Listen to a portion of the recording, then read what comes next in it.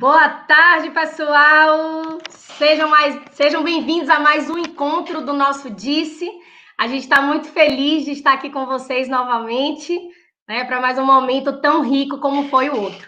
Queria agradecer a presença de todos mais uma vez, né, todos que participaram no último encontro e que estão hoje também pela primeira vez.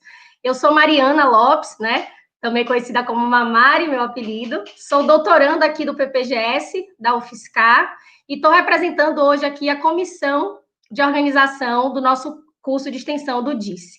Certo? Estou aqui representando em nome de todas as pessoas da nossa comissão, e assim como vocês, cada um é de um lugar do Brasil, né? Então, já estou vendo aqui os comentários, cada um de um lugar diferente, que coisa boa. A gente está muito feliz de receber vocês. Gostaria de agradecer mais uma vez a coordenação do PPGS, né, em nome da professora Adriana Garcia e Juliane, por todo o apoio, né, que tem nos dado no desenvolvimento e na execução do nosso curso. Queria deixar registrado também que hoje é dia 18 de junho, né, o dia do orgulho autista, então queria dar um salve para as famílias, para os profissionais e para as pessoas com autismo, né, e dizer que estamos juntos aí na luta, e é um dia que é mais um dia para a gente comemorar, né, e discutir sobre assuntos pertinentes de forma geral. Então, antes de eu apresentar a nossa queridíssima mediadora do dia, né, eu queria deixar alguns informes importantes para todos, então prestem bem atenção. Eu queria começar falando que o nosso evento, ele tem a duração de 2 horas. Ele inicia agora às 17h30 e finaliza às 19h30, certo? E as temáticas que a gente tem trazido para as discussões, elas são diversas. E esses temas, eles foram selecionados a partir das pesquisas dos estudantes. Então, a gente vai tratar, na verdade, de uma forma geral, de todos os alunos do público-alvo, mas nem todos os encontros a gente vai falar, né, de todos esses alunos. Então, a gente fez de uma forma que ficasse dinâmica e a gente pudesse discutir de forma bem rica, assim, essas temáticas, certo? O chat está aí, podem ficar bem à vontade, comentem, façam perguntas. A gente só pede só um cuidadozinho, que antes de fazer a pergunta, vocês colocam escrito pergunta, né, toda em maiúsculo, e direciona para quem é o ministrante que você quer fazer a pergunta, só para facilitar, né, a identificação nesse momento. A gente queria pedir desculpa, né, e já dar uma ressalva que nossa janela de Libras, quando abre o PowerPoint, a gente sabe que ela diminui. Mas, infelizmente, é uma limitação da plataforma, mas a gente já colocou como uma observação para os próximos, a gente, né, tentar escolher alguma que possa melhorar em relação a isso. Uma outra coisa boa é que a gente conseguiu deixar os vídeos públicos no canal do PPGS. Então, para quem não conhece, esse é o canal onde está sendo transmitido agora, mas ele está fechado só para os inscritos.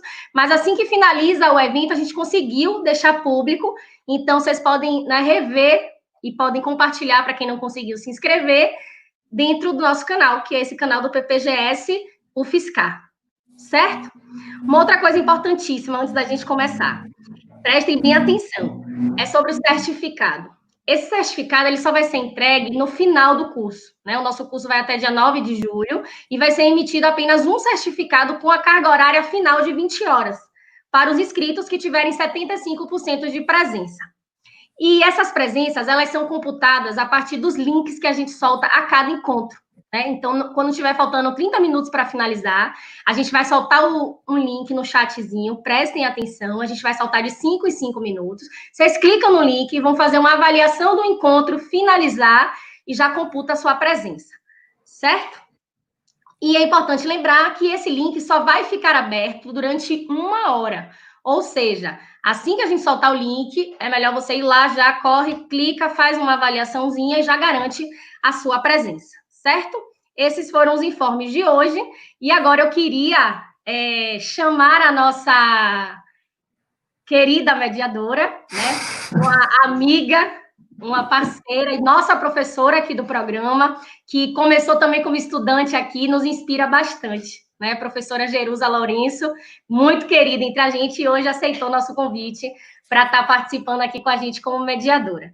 Tá? Então, Gê, muito obrigada por ter aceitado, por estar dando apoio para a gente precisa muito, né, nessas horas de um professor parceiro, e queria dizer que fique muito à vontade, né, o espaço é nosso. Queria que você começasse se apresentando e depois você continua aí. Fique muito à vontade e muito obrigada, né, pelo esse apoio aí. Bom, eu não tenho nem como agradecer a oportunidade de compor esse momento com vocês, né? É um prazer poder falar sobre educação especial e compartilhar de temas tão inovadores e tão atuais num formato que a nós atualmente tem nos aberto muitos diálogos, né? Que é poder estar agora aqui online com todo o Brasil aí acompanhando a apresentação que são elencadas para hoje aí das meninas. Bom, então estamos no DICE, né, Disseminando Saberes de Educação Especial. Eu sou Jerusa, sou terapeuta ocupacional de formação, fiz meu mestrado e meu doutorado no PPGS, e sempre atuei com a perspectiva da intervenção com crianças com paralisia cerebral no contexto da escola. E o bojo de tudo, das minhas pesquisas e das minhas práticas, é de como favorecer, então, estratégias com recursos de tecnologia assistiva, de comunicação alternativa, e formar professores e implementar práticas. Então, é um pouco esse lugar que eu tenho me debruçado aí ao longo da minha formação e agora também como docente, tanto do departamento de TEOLA, da UFSCar, de terapia ocupacional, como orientadora no programa. Então, é um prazer estar aqui. E aí, o que eu já gostaria de reforçar, então, os recados que a Mariana nos trouxe, da importância da interação de vocês ao longo aí das apresentações. Então, nós teremos um momento final para a gente poder conversar sobre as perguntas, as dúvidas que vocês tiverem no acompanhamento dessas 4 apresentações que teremos hoje. E reforçando, então, que quem quiser fazer alguma pergunta, que antecipe a frase colocada no chat em caixa alta, escrito pergunta e direcionado, né, a apresentação, só para a gente poder conseguir localizar mais fácil esses questionamentos aí ao longo do chat. Ok? Bom, então vamos lá. Hoje nós vamos contar com 4 apresentações. Tá? Nós teremos, então, 4 alunos do programa de pós-graduação em Educação Especial, que vão ser, então, a Adriana, a Beatriz, a Isabela e a Letícia, que trarão os temas que elas têm se debruçado ao longo do processo formativo na educação especial, e que são, a meu ver, muito interessantes e que, com certeza, contribuirão aí para o diálogo sobre o que tem sido produzido na área, ok? Então, agora eu quero já convidar, né, a Adriana Morales, que é a nossa primeira apresentação, né, a nossa primeira apresentadora, e reforçar, então, que a Adriana, como as demais, cada uma terá 15 minutos para fazer essa apresentação, sendo que quando faltar 5 minutos, o apresentador, aqui no caso, a Adriana, então será avisada, e quando o tempo se encerrar, ela também vai ser avisada, ok? Então, Adriana Morales, seja bem-vinda aqui à nossa tela e fique à vontade aí com a sua apresentação. É um prazer estar aqui. Boa tarde, pessoal. Bom, então eu sou a Adriana, sou aluna de mestrado, né, da Educação Especial, minha orientadora é a Jerusa, sou pedagoga de formação, psicopedagoga e especialista em gestão escolar, né. Bom, eu vou fazer uma breve descrição, né, da minha pessoa. Eu tenho uma estatura mediana, tenho os cabelos castanhos, e hoje eu estou vestindo uma blusa verde florida, né? Bom, primeiro eu gostaria de dizer que eu estou muito feliz de estar aqui com vocês hoje, né? Em poder compartilhar com vocês o tema da minha pesquisa, né? E eu espero contribuir, né, de alguma maneira, com as considerações feitas aqui hoje com esse tema, tá bom? Bom, o meu tema é o aluno com paralisia cerebral, né, e as considerações e desafios nesse processo de escolarização desse público-alvo da educação especial, né. Aí nós temos um PowerPoint, né, a tela tem, então, o título, né, da minha pesquisa, aí meu nome, Adriana Morales, meu e-mail, drimorales@gmail.com, e o nome da minha orientadora, né, que é a doutora Jerusa Ferreira Lourenço, e a data, junho de 2020. Pode passar.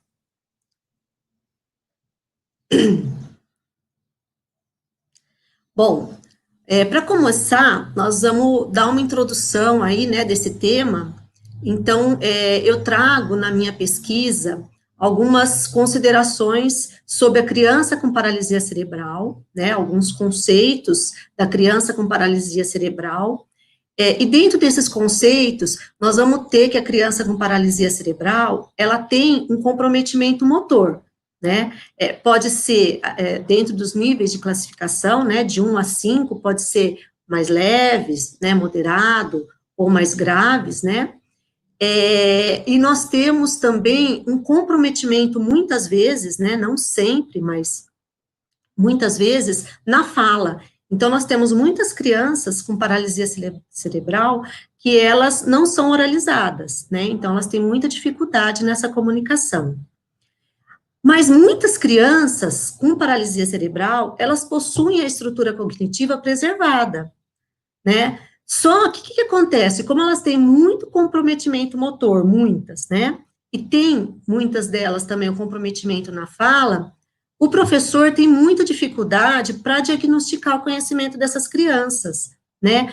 Porque se ela tem dificuldade para se expressar, se comunicar através da fala ou através da escrita, porque esse comprometimento motor compromete muito a questão da escrita, principalmente convencional, que é com um lápis, né? Então, elas têm muita dificuldade no segurar o lápis, né, na escrita. E essa dificuldade, então, faz com que as professoras não consigam, através, né, da escrita convencional, diagnosticar os conhecimentos dessas crianças, né? E a gente vê, assim, muito nas escolas, a preocupação das professoras em querer habilitar essas crianças para escrever no lápis, né, através do lápis. Então, tudo bem, a gente tem formas, né, de fazer um engrossador de lápis para essas crianças, nós temos formas de estar melhorando isso, mas nós temos que ver também que muitas vezes essas crianças, elas podem ir para o lado de usar o computador através da escrita alternativa, né, que elas vão ter muito menos dispêndio de energia nesse trabalho aí. Então, com essa dificuldade em diagnosticar, né, os conhecimentos dessas crianças, os professores precisam de um apoio, as crianças precisam de um apoio nesse processo de escolarização, né, as crianças com paralisia cerebral precisam desse apoio. Então, quem que vai dar esse apoio para as crianças na escola, né, nesse processo de escolarização? São as professoras do atendimento educacional especializado, né, que é o AEE.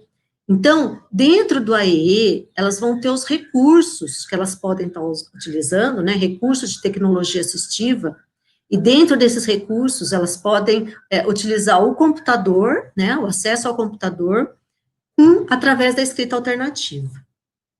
Então, é isso que nós vamos estar mostrando para vocês hoje, como que a gente pode estar com essas crianças voltadas para essa escrita alternativa, ok? Pode passar o slide. Bom, nós tivemos aí uma conquista da escola inclusiva, né, que é a questão do AEE, né, do professor do AEE e do AEE. Nós começamos a ter essa questão da oferta inicial do AEE na Constituição Federal de 1988, né, no artigo 208, que eles falam que vai ser ofertado o AEE de preferência em escola regular, né. E aí nós vamos perguntar assim, tá, quem que é o responsável na escola para identificar a melhor tecnologia para esse aluno? É o professor do AEE, né? Aí, nós vamos ter aí, na Política Nacional da Educação Especial, né, na perspectiva da educação inclusiva, em 2008, a função do AEE, né? Qual que é essa função do professor do AEE? E aí eles falam em 3 verbos, que é identificar, elaborar e organizar recursos de acessibilidade para o currículo, ao currículo, né? Então, essas crianças que têm deficiência, né, altas habilidades, elas precisam de uma organização, uma identificação, uma elaboração e uma organização dos recursos de acessibilidade para terem acesso a esse currículo, né? Bom, aí nós vamos ter dentro do AEE essa possibilidade, né, deles ofertarem a tecnologia assistiva. E o que é a tecnologia assistiva no AEE, né, no atendimento educacional especializado? São recursos, metodologias, estratégias, práticas e serviços para ajudar o aluno com deficiência a realizar as tarefas no cotidiano escolar, né? Então, olha aí a importância que nós vamos ter no atendimento educacional especializado para os alunos que precisam de um apoio aí na escolarização, né? Pode passar o slide. Bom, aí nós vamos ter o que é a tecnologia assistiva na escola? Como que a gente pode ver a questão da tecnologia assistiva na escola, né? Então, aí nós vamos ter a questão da adequação de recursos da informática, como o teclado, o mouse, a ponteira de cabeça, porque a criança, às vezes, ela não consegue chegar no teclado, então, essa ponteira de cabeça que é o que vai fazer ela conseguir tocar o teclado, né? Programas especiais, acionadores, entre outros, né? Também a adequação dos materiais didático-pedagógicos às necessidades dos educandos, tais como engrossadores de lápis, quadro magnético com letras com ímã fixado, tesouras adaptados, entre outros, também é um recurso de tecnologia assistiva na escola, né? A questão do uso da comunicação aumentativa e alternativa para atender essas necessidades dos educandos com dificuldades da fala e da escrita, também é um exemplo de tecnologia assistiva na escola. A questão de solicitar a viabilização de acessibilidade arquitetônica também é a questão do AE, do professor do AE, que ele vai solicitar para a direção da escola, olha, precisamos viabilizar a acessibilidade desses alunos, né? A escola vai tomar as devidas, o que ele precisa ali fazer, né? As devidas providências para ter essa acessibilidade arquitetônica, né? O uso do mobiliário adequado, então, qual que é o mobiliário que o meu aluno precisa para ter acesso ao currículo, né? Então, esses são alguns exemplos da tecnologia assistiva na escola, tá? Então, vocês veem aí que não é só a questão da gente ter o acesso ao computador, né, alguns programas que o aluno fala e já escreve, não é só isso, né? Então, é muita coisa também simples, como engrossar um lápis, que também é um recurso de tecnologia, é considerado um recurso de tecnologia assistiva, né? Mas a nossa pesquisa realmente vai para o lado de trabalhar essa criança para desenvolver a escrita alternativa no computador, que é onde ele vai usar menos energia, né, para poder escrever. Tá? Pode passar o slide. Desculpa, gente. Bom, aí qual que é o objetivo da pesquisa, né? É analisar os desafios presentes no processo de alfabetização de crianças com paralisia cerebral no AEE e na sala comum, visando uma futura implementação de recursos de tecnologia assistiva para a escrita alternativa. Então, esse é o objetivo principal da pesquisa. Pode passar o slide. E os objetivos específicos, né, da pesquisa? Descrever e analisar os desafios e as estratégias utilizadas pelas professoras da sala regular comum e na sala de AEE para alfabetizar os alunos com paralisia cerebral. Refletir sobre os desafios encontrados para a implementação da escrita alternativa para alunos com paralisia cerebral e sugerir caminhos para a sua implementação. Analisar como a aquisição da escrita alternativa pode ajudar no processo de escolarização, alfabetização desse público-alvo na educação especial. Pode passar o slide. Bom, a pesquisa vai ter como participantes diretos 3 alunos com paralisia cerebral, não alfabéticos, de acordo com a avaliação da professora, né, que frequentam o AEE na instituição APAI, né, de um município do estado de São Paulo, que é o local onde a pesquisa será realizada. E de participantes indiretos, nós vamos ter a professora do AEE e professoras da sala comum. Pode passar o slide.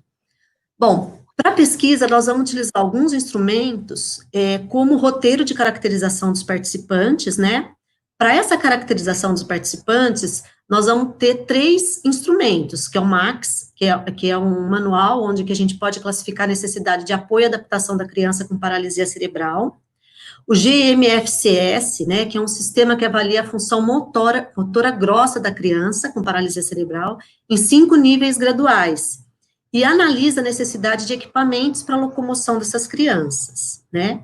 E nós vamos ter também o CFCS, que é um sistema de classificação da função de comunicação para os indivíduos com paralisia cerebral, tá? Aí nós vamos ter também como instrumento um protocolo, né, PRATA, que é para avaliar a acessibilidade ao computador para esses alunos com paralisia cerebral. Esse protocolo foi desenvolvido pela Jerusa, né, Lourenço, em 2008, e nós vamos estar utilizando ele para ver a acessibilidade dessas crianças para usar o computador. Então, o que eles precisam, né, o que precisa adaptar para eles poderem ter acesso ao computador, tá certo? Aí nós também vamos utilizar um roteiro de entrevista do professor da sala comum e também do AEE, né, com questões sobre o processo de escolarização desses alunos, né, e nós vamos ter os registros de diário de campo e também o protocolo de registro de eventos, certo? Pode passar o slide. Quais são os objetivos que eu pensei na entrevista, né, com esses professores do AEE e da sala comum, né? Descrever como que é estabelecida a comunicação entre aluno e professor, né, e o professor do AEE também. Verificar se esse aluno utiliza o computador para escrita alternativa e como que foi implementada, né, essa escrita alternativa. Analisar se a comunicação estabelecida entre o professor e o aluno é suficiente para avaliar esse aluno, né? E entender como acontecem as atividades de alfabetização do aluno e quais os desafios encontrados nesse processo de alfabetização desse público-alvo, tá? Pode passar o slide. Bom, do protocolo de registro de eventos, quais são os objetivos, né? Eu tenho 2 objetivos nesse protocolo de registro de eventos, né? O primeiro objetivo é fazer um diagnóstico do repertório do aluno em relação à alfabetização, né? Qual que é a hipótese da escrita desse aluno através de uma sondagem, né, com o alfabeto móvel, que a gente vai utilizar, a caixa alta, e também no computador, já avisando uma futura implementação da escrita alternativa, né? Então, como que está esse aluno aí em relação à alfabetização, né? Que nível que ele se encontra? Pode passar. O segundo objetivo, no protocolo de eventos, é um diagnóstico para avaliar a necessidade desse aluno para a implementação de recursos de tecnologia assistiva para a escrita alternativa no computador, tá? Então, esse é um segundo objetivo através do protocolo de registro de eventos, tá? Pode passar. Bom, aí nós vamos ter alguns filmes que retratam muito bem os desafios que os alunos com paralisia cerebral enfrentam, né, no ambiente escolar. Nós vamos ter tanto Cuerdas, né, que é um filme muito legal, que mostra, assim, os desafios de um menino com paralisia cerebral na escola. Então, as dificuldades que ele tem, né, então, ele fica numa cadeira de roda, então, ele não consegue brincar com as outras crianças, por exemplo, de corda, de bola, mas aí nós vamos ter uma amiguinha, né, que ele vai ter uma amiga, e vai tentar adaptar para ele as brincadeiras, para que ele possa participar também. Então, é um filme muito legal, vale a pena assistir, né? E também porque Heloísa também é um filme bem legal, que mostra a Heloísa, né, que também é uma criança com paralisia cerebral, na sala de aula, então também as dificuldades que ela tem, então assim, também a questão motora, né, a dificuldade motora, então a dificuldade para pegar num lápis, a dificuldade para realizar as atividades, né, que ela vai ter também.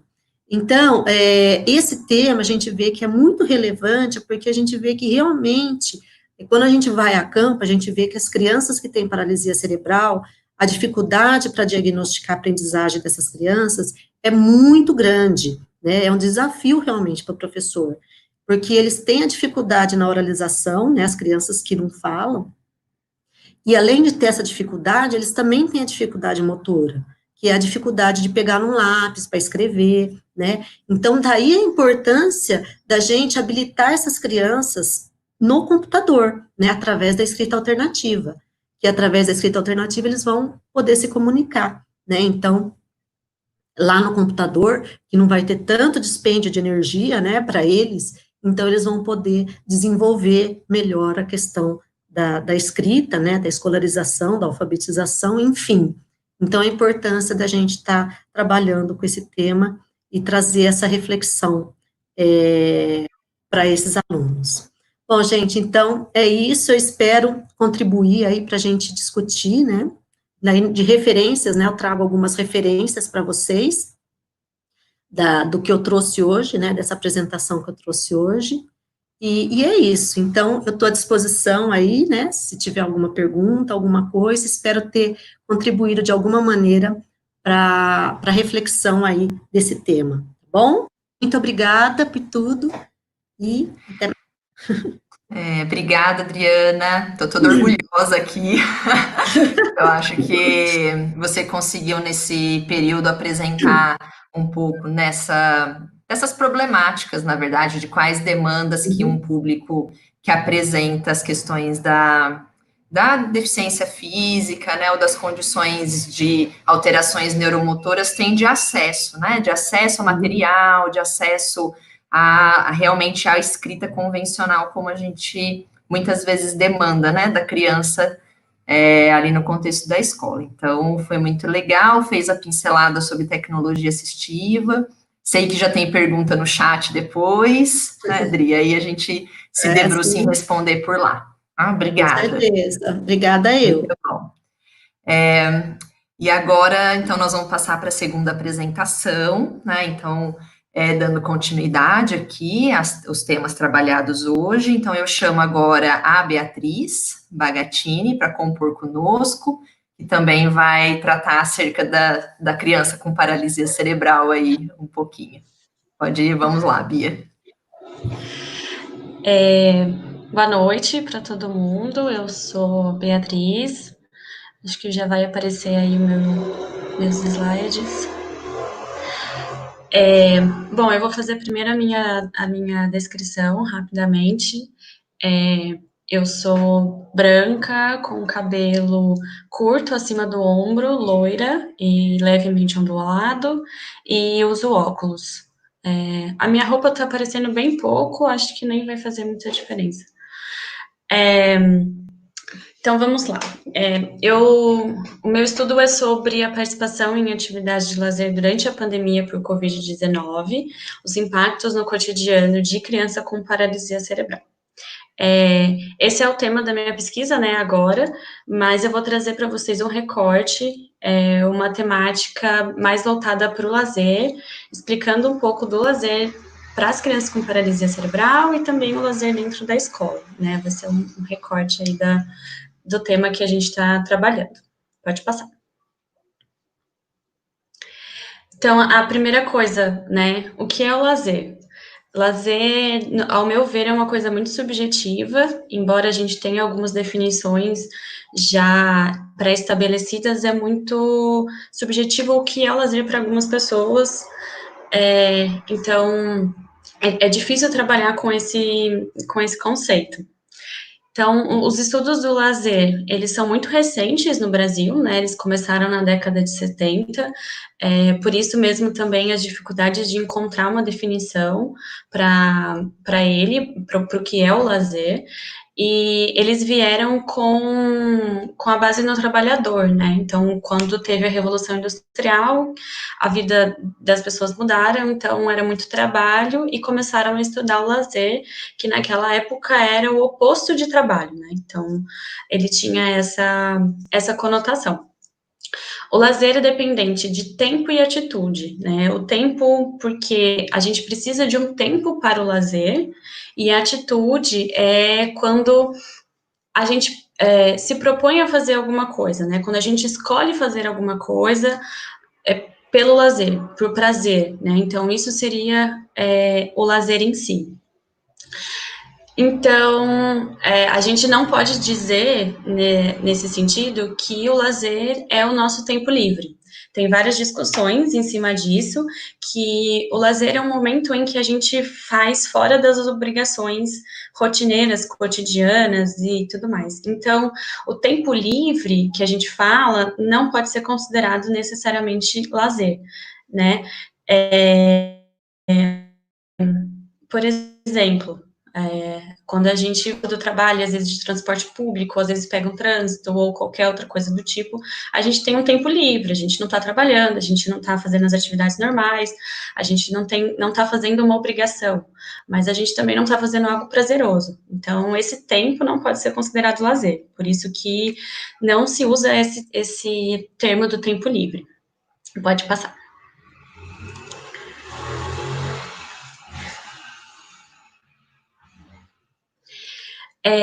Também existem equipamentos para o lazer, né, que auxiliam nessa experiência, nessa vivência do indivíduo. Quem vai definir se aquela experiência é lazer é a própria pessoa. Então, tem lugares destinados a isso, teatro, cinema, parque, que são destinados a lazer, então esses são instrumentos mesmo gerais, e tem lugares em que as pessoas consideram aquele lugar como lazer.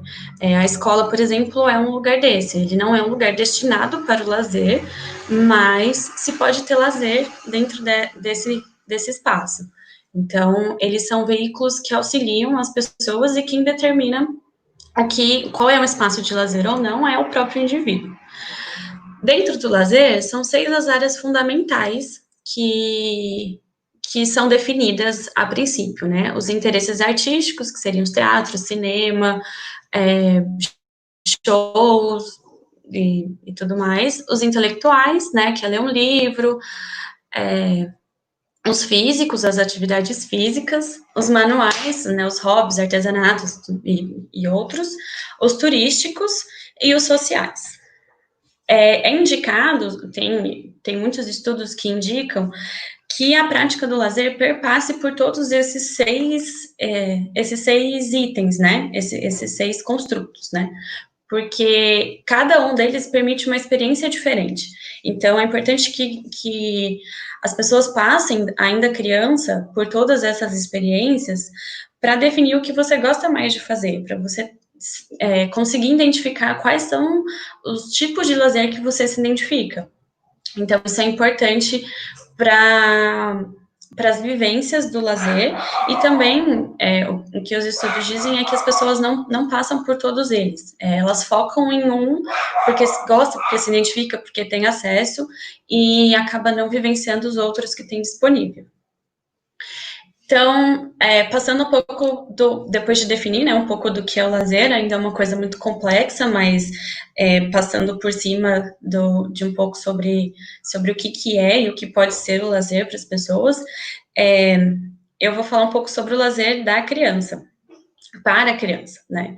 Então, a criança, ela brinca, né? O objetivo de vida dela naquele momento, naquela fase, é o brincar, mas não necessariamente o brincar é um lazer, né? O brincar, ele pode se tornar uma prática do lazer quando ele é sem objetivos, sem caráter de obrigação, é um brincar solto, livre, de escolha própria da criança, né? Como lazer, a criança pode ser produtora de cultura, então isso também é uma parte importante do porquê que o lazer tem que estar presente na vida da criança. É uma ferramenta que permite explorar os ambientes e possibilidades. Então, a criança vai passear no shopping, vai no cinema, vai no parque, ela vai explorar ambientes diferentes e vai explorar também as possibilidades que ela tem diante daquele ambiente, de socialização, de comportamento físico, né, de desenvolvimento motor, de intelectual, enfim. Várias são as possibilidades que ela pode se descobrir dentro de uma atividade prazerosa. O lazer também é muito presente no desenvolvimento, ele auxilia muito no desenvolvimento e promove benefícios muito grandes, né? Então, a criança passa a se reconhecer como ser humano, dissemina conhecimento sobre aspectos culturais, auxilia o processo de criatividade e do criticismo a partir dessas atividades, e tem os benefícios para o desenvolvimento e para a saúde, né? A saúde mental, a saúde física, o bem-estar, todos esses são benefícios em que o lazer traz a partir do momento que você pratica o lazer de forma correta, né? Digamos assim, a partir que você realmente faz o lazer, né? Pode passar. O lazer para criança com paralisia cerebral. Falar disso também é um pouco difícil, não difícil, mas é um pouco mais complexo, porque a gente não tem muitos estudos nacionais falando sobre o lazer para as crianças com paralisia cerebral. Então, são reflexões que vão surgindo a partir de estudos de fora do país, e mesmo assim é difícil porque a gente muda a cultura, muda o contexto, né, muda todas essas circunstâncias. Um dos fatores mais influentes no desempenho da criança com deficiência física em atividade de lazer são as oportunidades de participação. Então, as crianças, elas têm dificuldade de participar de algumas atividades por conta das oportunidades que ela tem. Então, da oportunidade que ela tem para ir no parque, da oportunidade que ela tem para ir no cinema, né? Então, a gente tem um livro que fala, que eu li faz pouco tempo, que fala sobre os direitos ao lazer para pessoas com necessidades especiais. E aí o autor diz sobre o respaldo que tem nas leis, nas políticas, para propiciar o lazer para todas as pessoas, principalmente as pessoas com necessidades especiais, né, os portadores de deficiência, e o quanto o ambiente tem que se modificar para que as pessoas tenham acesso a esse local, né, para que as pessoas tenham acesso ao lazer, né, que ele é como que eu posso dizer? Ele tem que ser promovido pelo governo, né? Tipo, pelo ambiente.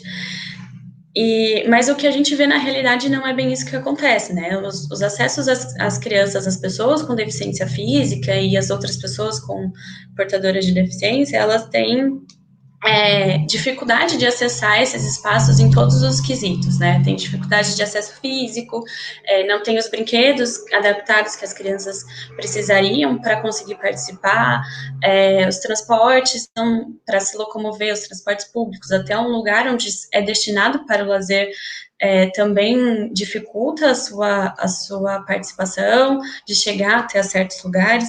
Então, as possibilidades que a criança tem de participar é o que vai definir como que ela participa e se ela participa, né?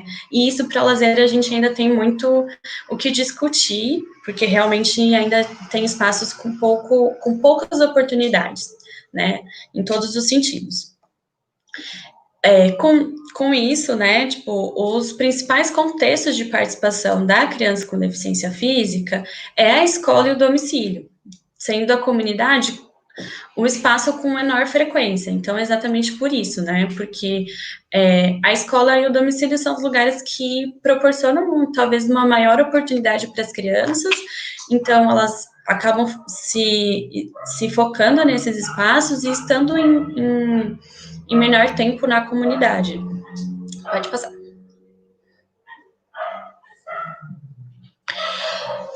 Então, são algumas barreiras que as crianças têm ao praticar o lazer, atividade física, né, atividades de participação na comunidade, né, que são as dificuldades das atividades abranger diversas funcionalidades.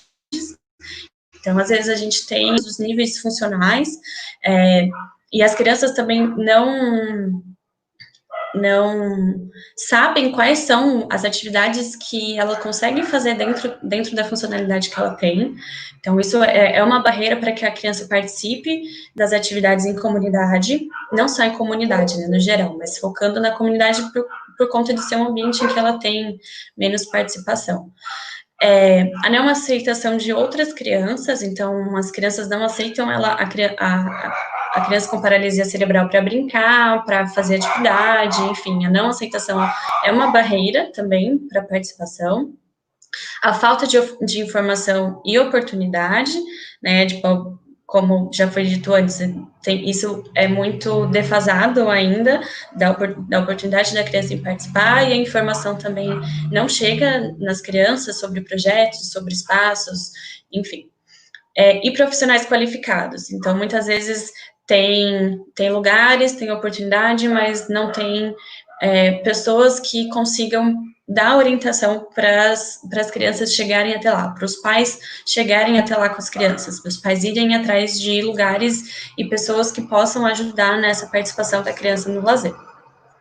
E nos facilitadores tem o interesse dos pais, então se os pais são interessados em fazer com que a criança participe, esteja presente, vá em outros ambientes e crie mais oportunidades, né, a criança pode ser que tenha um pouco mais de participação. O conhecimento das potencialidades, né, que, como eu disse, muitas crianças não sabem até onde ela consegue ir funcionalmente. Então, conhecendo esse espaço, essa funcionalidade, ela consegue saber melhor quais são as atividades que ela consegue fazer e direcionar a sua energia para aquilo. E a aceitação, né? Então, quando as pessoas aceitam a criança com paralisia cerebral, fica mais fácil dela se enturmar, né? Participar junto com os outros. Pode passar.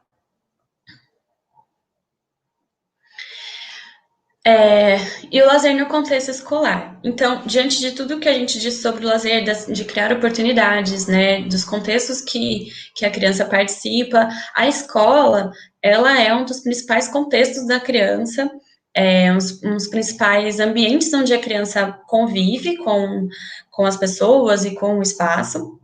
Então, é um lugar importante para que comece a desfrutar, a despertar esse interesse pelo lazer e pela participação nas atividades de lazer, né?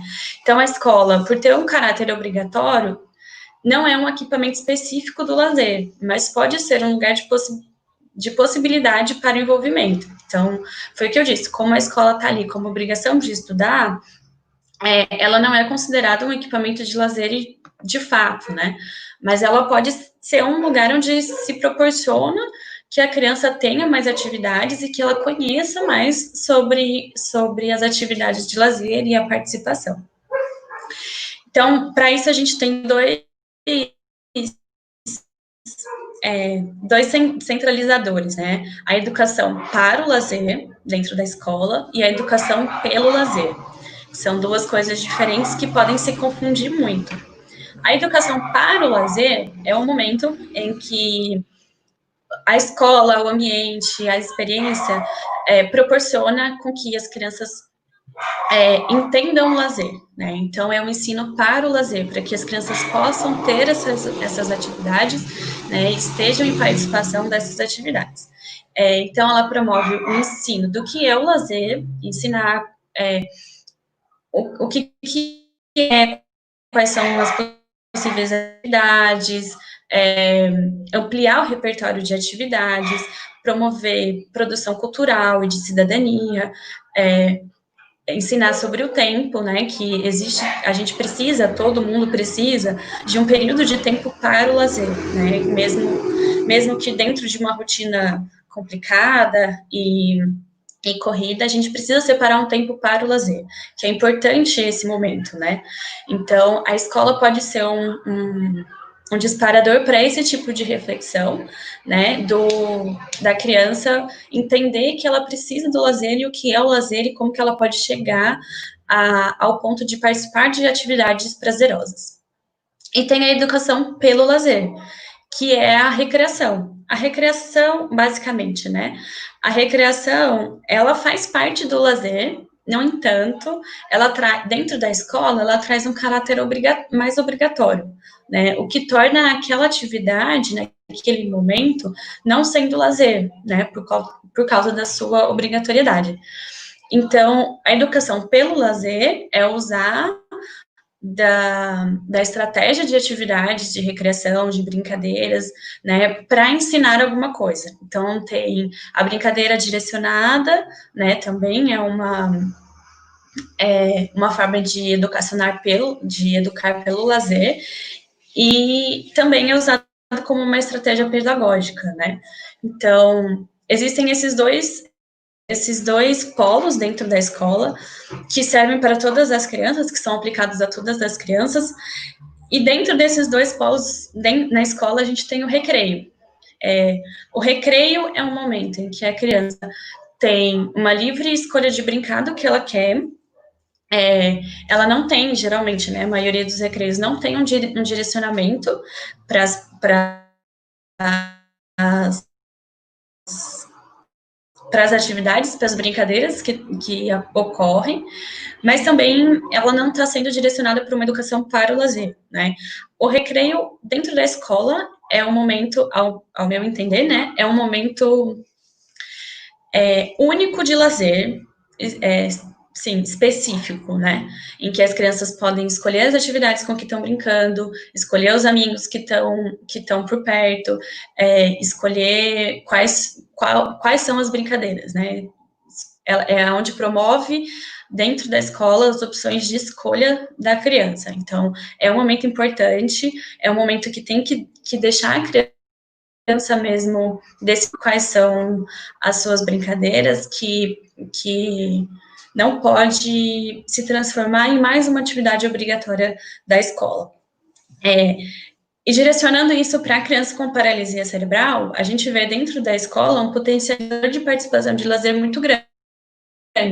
Porque se a criança já não tem muita participação na comunidade, e em casa ela tem um ambiente restrito e uma comunidade restrita, que são os membros da família, dentro da escola é onde ela vai poder expandir esse conhecimento e essa participação do lazer, né? Então, imagina a criança com paralisia cerebral no recreio, brincando com as outras crianças, interagindo com outras pessoas, escolhendo a brincadeira que ela quer fazer, né? Então, imagina a criança com paralisia cerebral aprendendo que ela tem direito ao lazer, que ela tem um tempo de prazer, que o lazer dela não é a reabilitação, não são as terapias, enfim. Então, isso dá uma outra perspectiva para a criança de como ela vê esse momento, essa atividade, né? Então, a escola, além de promover o lazer para a criança, para todas as crianças, mas focando na criança com paralisia cerebral, além de promover as atividades de uma forma mais intensa, ela também pode ser ensinada a querer mais coisas, né? A buscar outras atividades fora de casa que talvez ela não tenha acesso, que talvez ela ainda não descobriu que é possível, né? E também passar isso para a família, para que ela tenha mais oportunidades e mais informações para buscar as atividades em que ela sente prazer. Pode passar. Para finalizar, rapidamente, o objetivo da minha pesquisa, que eu falei no início sobre a pandemia e o Covid, é comparar as atividades de lazer de crianças com paralisia cerebral durante a pandemia e uma época de cotidiano normal, né? Então, a gente vai trazer esses dois momentos de crianças com paralisia cerebral, até mesmo para verificar se as crianças... se está fazendo muita diferença não sair de casa para as crianças com paralisia cerebral e o quanto a escola realmente é influenciadora nesse aspecto das atividades de lazer e da participação de momentos prazerosos, né? Então, é basicamente isso, gente.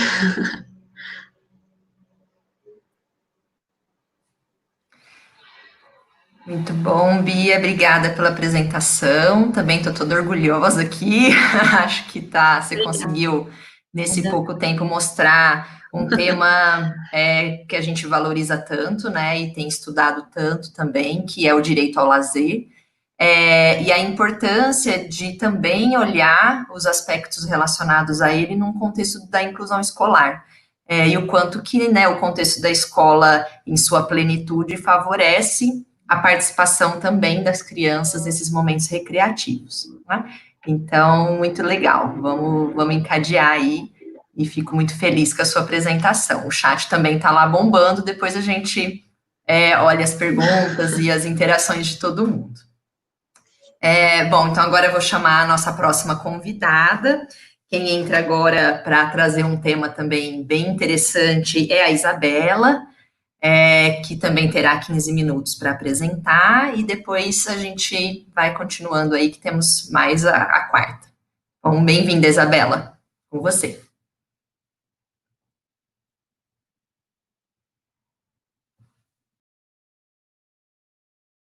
De pós-graduação em educação especial, e o que eu trouxe hoje para apresentar para vocês brevemente, né, é a minha dissertação de mestrado. Então, eu tentei trazer o principal objetivo, as perspectivas, os resultados desse estudo, porque a dissertação mesmo é muito longa, né, para o tempo. Então, depois, se alguém tiver interesse em ver na íntegra como foi os resultados e outras implicações do estudo, ela já está disponível no repositório institucional da UFSCar, então pode ter acesso lá. Então, para o título, até para a discussão de hoje, eu não coloquei o título da dissertação de mestrado, né? E aí, então, o título da apresentação de hoje seria Aprendizagem Relacional em Pessoas com Deficiência Intelectual e Sem Deficiência. Fazendo uma breve descrição, então, em relação às minhas características, eu tenho uma altura mediana também, meu cabelo é longo, castanho, com algumas mechas loiras, e eu uso óculos. Em relação à descrição do slide, é o mesmo padrão que as meninas apresentaram até agora, né? Então, tem o título no centro, o logo do evento na parte superior, o meu nome e o nome da minha orientadora, que é a professora doutora Lídia Marçom Postari. Pode passar o slide. Em relação à caracterização da deficiência intelectual, de acordo com o DSM-5, ela se caracteriza como um transtorno com início no período do desenvolvimento, que inclui déficits funcionais, tanto intelectuais quanto adaptativos, nos domínios conceitual, social e prático. E em relação ao domínio conceitual, algumas pessoas com deficiência intelectual podem apresentar dificuldade quanto à resolução de problemas e memória. E isso vai ter uma implicação em relação à aquisição e manutenção do repertório discriminativo, né, que é a aprendizagem. Pode passar o slide, por favor? Então, em relação à aprendizagem, a aprendizagem relacional se refere à aprendizagem de relação entre os estímulos do ambiente, que pode ser de objetos ou eventos, e essa relação ela pode ser de identidade ou arbitrária, e ela é base para o comportamento simbólico. Então, dando um exemplo de o que seria uma relação de identidade, é que, por exemplo, são duas figuras iguais, então há uma similaridade física, e um exemplo de uma relação arbitrária é quando não há essa similaridade física. Então, aqui, no caso, é uma imagem e uma palavra, né? Pato, a figura do pato é a palavra pato, mas também pode ser um estímulo auditivo, ouvir a palavra pato diante desse estímulo e identificar que estímulo é esse. Pode passar, próximo slide, por favor. Então, em relação à aprendizagem relacional, quando há uma aquisição e manutenção desse repertório, né, dessa aprendizagem, a gente está falando de memória. E a memória se refere em relação às respostas do organismo e os estímulos do seu ambiente. Então, aqui tem um exemplo de como que se dá essa aprendizagem. Então, a mãe, por exemplo, está diante de um objeto bola, com o filho, ele está brincando, e ela aponta o objeto, fala para ele, né, bola. Ele vai repetir esse nome, e a mãe vai dar uma consequência, né, para esse comportamento dele. Isso mesmo, isso é bola, parabéns. É uma interação que acontece naturalmente. No outro momento, essa criança vai estar diante do objeto bola ou da figura bola e vai falar bola, ou vai pensar bola, né? A forma de resposta dela pode ser de diversas formas. E aí, nesse momento, a gente fala que a criança lembrou que o nome daquele objeto, daquela figura é bola. Então, para a gente falar que tenha o comportamento de memória, a gente precisa da aquisição e da manutenção desse comportamento, né? Para a gente falar que ele aprendeu, precisa da aquisição e manutenção. Então, no outro momento futuro, ele precisa emitir esse comportamento novamente. Pode passar o próximo slide, por favor. Então, considerando as características da deficiência intelectual, é necessário compreender os processos cognitivos, como a memória, uma das funções cognitivas a qual a pessoa com deficiência intelectual pode apresentar dificuldade, para entender as dificuldades e habilidades dessa pessoa para desenvolver procedimentos de ensino e avaliação que atendam às suas especificidades. Então, diante disso, Pode passar o próximo slide, por favor. O objetivo do estudo foi investigar o efeito de diferentes tempos de atraso em tarefas de discriminação condicional de identidade arbitrária em adolescentes com deficiência intelectual e sem deficiência. E, adicionalmente, para os participantes que não atingiram os critérios de aprendizagem, criar condições com outros procedimentos adicionais para a aquisição do repertório-alvo para poder fazer a avaliação que era o objetivo principal do estudo, né?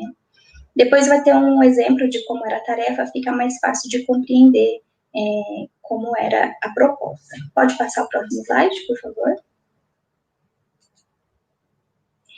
Então, participaram 14 adolescentes que frequentavam do 6º ao 9º ano, e com idade entre 11 e 14 anos, 8 sem deficiência, 5 meninas e 3 meninos, e 6 com deficiência intelectual, sendo 2 meninos e 4 meninas.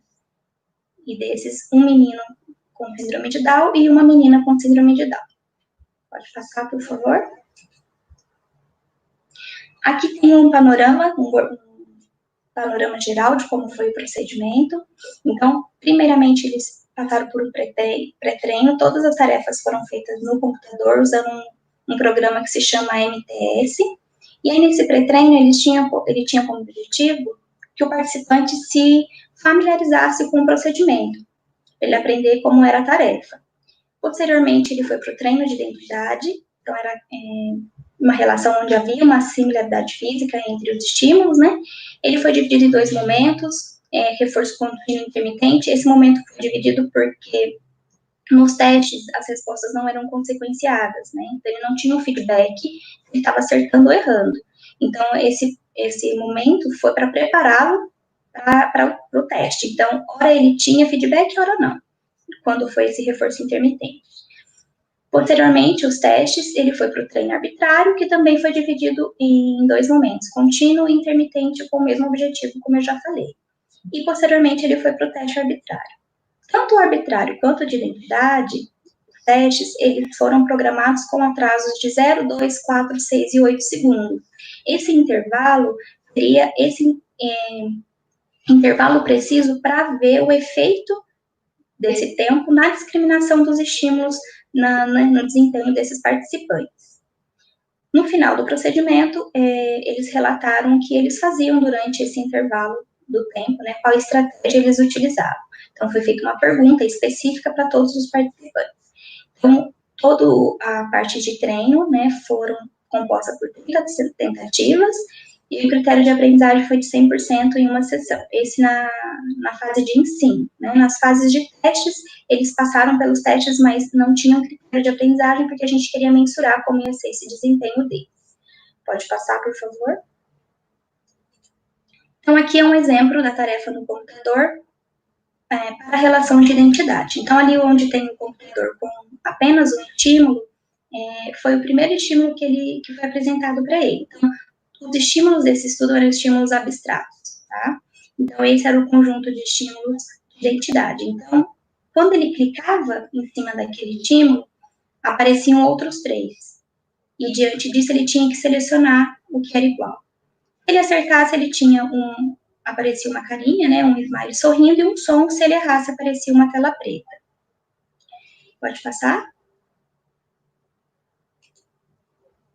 Na relação arbitrária, era um outro conjunto de estímulos, né? Só que era uma relação arbitrária, como eu falei lá no início, não tinha uma similaridade física. Para esse estudo, foi uma relação pré-estabelecida pelo pesquisador, né? Então, ele selecionava o estímulo, ele clicava, quando ele clicava, apareciam os outros 3, e ele selecionava um. Se ele acertasse, aparecia um smile sorrindo e um som. Se ele errasse, uma tela preta. Então, aqui ele aprendia pela contingência mesmo do ensino, né, da tarefa. Então, se ele acertasse, ele sabia que era aquele estímulo que era o correto, e depois ele continuava se engajando nesse comportamento durante as outras tentativas. Pode passar, por favor?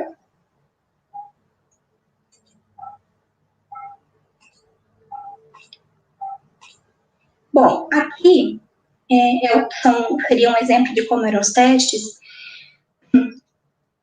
Não tem como fazer o efeito aqui, né, mas a ideia era ter esse efeito do intervalo, mas era a mesma programação da tarefa, tanto para o de identidade como para o arbitrário. A diferença é que quando ele clicava naquela figurinha do centro, até aparecer as outras 3 para ele selecionar, tinha um tempo programado, que foi de 0, 2, 4, 6 e 8 segundos.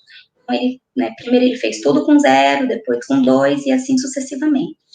Aqui é um exemplo de uma relação de identidade, mas foi feito para a identidade e para arbitrário também. É o exemplo que eu dei anteriormente, eram os mesmos estímulos.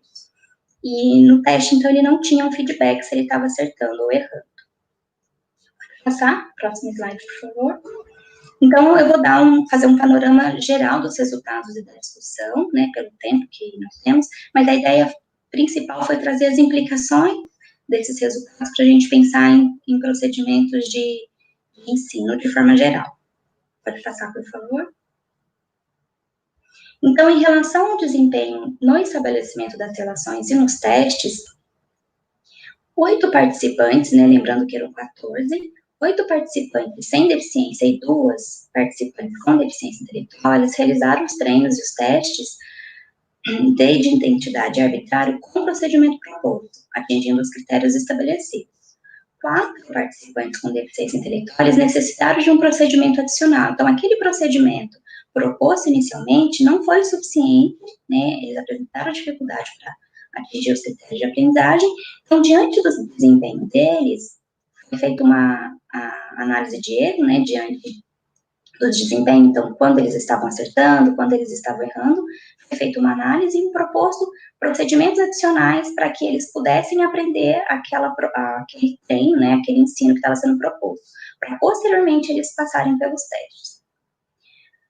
O resultado em relação aos testes demonstrou, então, que com o aumento do atraso, houve queda no desempenho dos participantes, principalmente os com deficiência intelectual e, mais especificamente, os com síndrome de Down.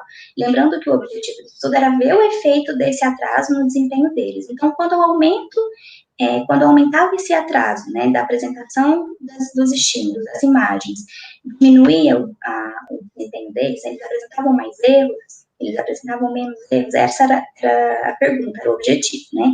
E o que o estudo mostrou foi que, com o aumento, houve uma queda no desempenho, e principalmente para os participantes com DI. Pode passar, por favor. Em relação ao relato dos participantes quanto às estratégias, demonstrou que a maioria dos participantes, eles utilizaram alguma estratégia durante os testes, e os participantes com deficiência intelectual, eles não souberam, tiveram dificuldade em relatar, mesmo os com desempenhos mais apurados. Mas a gente tem que levar em consideração algumas características de linguagem, né, dos participantes. Talvez a pergunta não tenha sido sensível, precisaria de outras adaptações, né, e aí fica para estudos futuros de como fazer essa programação, para que eles compreendessem e entendessem o que estava sendo solicitado. Então, como que foi feita essa parte do relato?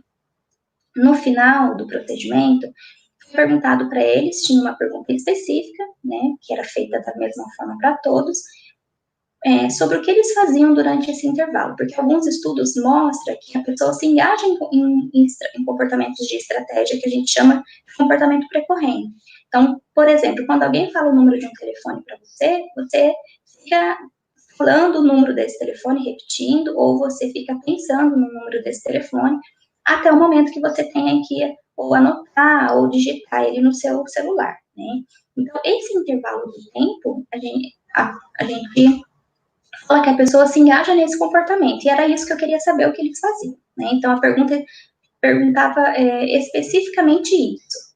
Para alguns participantes, só essa pergunta não foi suficiente. Eu preciso remodular, fazer de uma outra forma, reelaborar essa pergunta, voltar na tarefa, mostrar no computador novamente para que eles relatassem.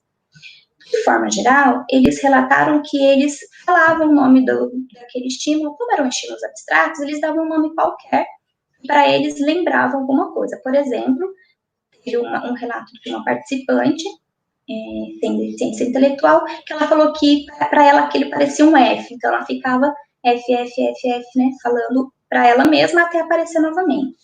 Um relato de um participante com deficiência intelectual é que ele pensava nos dois conjuntos, né, nos dois estímulos juntos, e ele ficava pensando naquele par de estímulos, né, naqueles dois, até o momento que aparecia novamente. Então, esse é um exemplo dos relatos. e 3 participantes eles não souberam relatar o que eles faziam, ou eles falaram que não sabiam, ou a resposta não condizia exatamente com o que estava sendo perguntado. Aí, desses 3, 2 eram os 2 participantes com síndrome de Down. E a gente tem que levar em consideração a dificuldade em relação à linguagem oral. Uma das participantes tinha uma comunicação expressiva um pouco mais de dificuldade de expressão mesmo. Pode passar, por favor.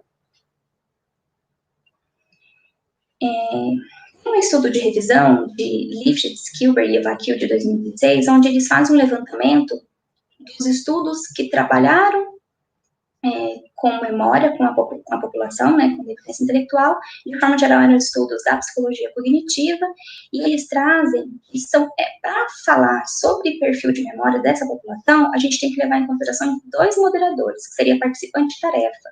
Então, a gente tem que olhar para o repertório, para a característica do participante, e para a tarefa, se a tarefa é complexa, é uma tarefa com muitos estímulos, com menos estímulos, então são 2 moderadores que vão influenciar nesse desempenho. Então, a gente só pode falar de um perfil de memória de trabalho para esse público quando tem essa inter-relação. Então, diante disso, os resultados do presente estudo, eles são relevantes para a gente pensar em planejamentos de estratégias de ensino de pré-correntes. Esses pré-correntes seriam esses comportamentos que eu dei o exemplo de estratégias. Então, é possível ensinar esses comportamentos. Como que eu ensino? Esses comportamentos são primordiais para desempenho em tarefas de memória, de forma geral, né? Pode tacar, por favor. Então, as implicações para a prática pedagógica, né? O que os resultados desse estudo possibilitam para a gente pensar em relação à prática pedagógica, pensando no ensino na aprendizagem de forma geral, né? Então, os arranjos ambientais, eles favorecem a aquisição e a manutenção do repertório cognitivo. Então, a maneira como eu arranjo o meu ambiente, quais os estímulos eu vou usar, qual vai ser a consequência que eu vou dar, ela tem interferência no desempenho e na manutenção do repertório discriminativo dessa pessoa. De forma geral, aqui não estou falando só do público com deficiência intelectual, mas das pessoas com deficiência e sem deficiência. Tanto que o meu estudo era com esses 2 públicos, né? Com deficiência e sem deficiência, e a gente viu as mais diversas formas de aprendizagem, de desempenho, que aqui, para mostrar para vocês especificamente, eu não trouxe os dados, porque não haveria esse tempo devido ao tempo que a gente tinha para discussão, mas quando a gente vai para o gráfico, a gente consegue ver essa questão da aquisição e manutenção quando entra com os atrasos. Então, quanto mais tempo aumentava, né, o intervalo da apresentação daqueles estímulos, como que eles tinham o desempenho, né, como que era o desempenho deles, apresentavam mais dificuldades ou menos dificuldades. Então, isso é muito importante. Outra questão é isso em relação à estimulação da linguagem, o comportamento precorrente, que é esse comportamento de estratégia e memória, são interligados. Então, a gente viu pelo próprio relato que eu falei do relato dos participantes em relação à pergunta, o quanto que isso pode dificultar a compreensão, e é tanto receptiva como expressiva, né? E pensando nessa questão da linguagem e do comportamento precorrente, a gente precisa, desde pequenininho, desde tenra idade, estimular as crianças como que eles podem emitir esse comportamento. Então, normalmente, a gente vê uma criança chega da escola, por exemplo, e a mãe pergunta o que ela fez na escola. E aí a criança fica pensando, às vezes ela não consegue responder o que ela fez. A mãe começa a fazer perguntas. Ah, você foi no parquinho? Você brincou com a coleguinha X? E aí a criança começa a relatar, né? Então, a mãe precisou fazer algumas perguntas para estimular a criança a lembrar do que ela tinha feito. Então, isso é uma coisa que a gente precisa fazer com as crianças na escola, em casa, e com as crianças com deficiência intelectual não é diferente, né? Hoje em dia, devido aos estudos, às modificações que a gente já viu em relação à compreensão da deficiência, isso já se modificou muito, mas antes, a pessoa com deficiência intelectual era muito negligenciada nesse sentido, né? Muitas vezes ela era vista como incapaz de aprender, então ela nem recebia esses estímulos. Hoje a gente já vê uma grande diferença em relação a isso, mas é muito importante, o resultado desse estudo traz quanto é importante a gente fazer essa estimulação desde pequenininho, e aí continuar com essa estimulação o quanto ela for necessária nos momentos de aprendizagem, seja ela no cotidiano, né, ou na aprendizagem formal na escola, por exemplo. O ensino de estratégias e resolução de problemas, então é possível a gente fazer arranjos ambientais, contingências de ensino para ensinar esses comportamentos, que é a proposta do meu doutorado, por exemplo, e a minha proposta é ensinar, então, estratégias de resolução de problemas em situações de jogos, né? Então, com o comportamento, a gente pode identificar quais são os estímulos, quais são as variáveis ambientais que eu posso manipular para fazer esse ensino. O uso de dicas contextuais para auxiliar o lembrar, então isso é muito importante, vai um pouco de encontro com o que eu disse sobre fazer perguntas específicas, auxiliar, eu posso usar dicas com cores, por exemplo, né, em situações de ensino, eu posso usar dicas de letras, então é importante eu conhecer o repertório, então eu preciso fazer uma avaliação individual daquele sujeito e conhecer o repertório de entrada dele, para eu conseguir fazer toda essa programação de ensino. Então, o arranjo ambiental para ensino, né, para favorecer a aquisição e manutenção de repertório de aprendizagem, está relacionado ao repertório do sujeito. Então, eu preciso saber o que ele sabe, quais são as habilidades dele, partir das habilidades dele, e como que eu posso programar essas situações de ensino para que ele aprenda. Porque ele tem, né, capacidade de aprender, eu só preciso identificar essas variáveis e fazer o arranjo ambiental apropriado diante dessas características que ele apresenta. Que foi o que a gente viu, por exemplo, nas situações de ensino, o tempo que eu programei anteriormente não foi suficiente para 4 participantes, como eu mostrei lá nos resultados. Depois que foi reprogramado, eles aprenderam, né? Eles atingiram o critério de aprendizagem, aprenderam e mantiveram esse comportamento. Pode passar, por favor? Essas são as referências que eu utilizei para essa apresentação. Pode passar, por favor. Esse é o meu e-mail, se alguém quiser mandar solicitando a dissertação, né, pode ficar à vontade, mas como eu disse também, ela está na íntegra no repositório institucional da UFSCar, e aí lá tem todos os resultados mais detalhados e os gráficos com os desempenhos dos participantes. E é isso, muito obrigada. Muito obrigada, Isabela. Que delícia te ouvir também, né? Obrigada. Tenho acompanhado aí o seu percurso aqui no programa, e o quanto que a sua pesquisa traz de contribuição em poder exatamente investigar por base, né, os procedimentos de ensino que são tão diretos relacionados com o que a gente vai fazer lá na escola com essas crianças, né? Então, a possibilidade de a gente realmente ter um maior controle sobre os estímulos dados, qual que é realmente a efetividade desses estímulos, exatamente para que as programações de ensino sejam mais eficazes. Né? Então, tem uma contribuição muito importante aí, é mais um tipo de estudo e uma área que o PPGS tem muitas contribuições. Muito bom, então obrigada, Isabela, e agora eu chamo para compor o nosso espaço, a nossa 4ª apresentação de hoje, então agora entra conosco aqui a Letícia. Bem-vinda, Lê.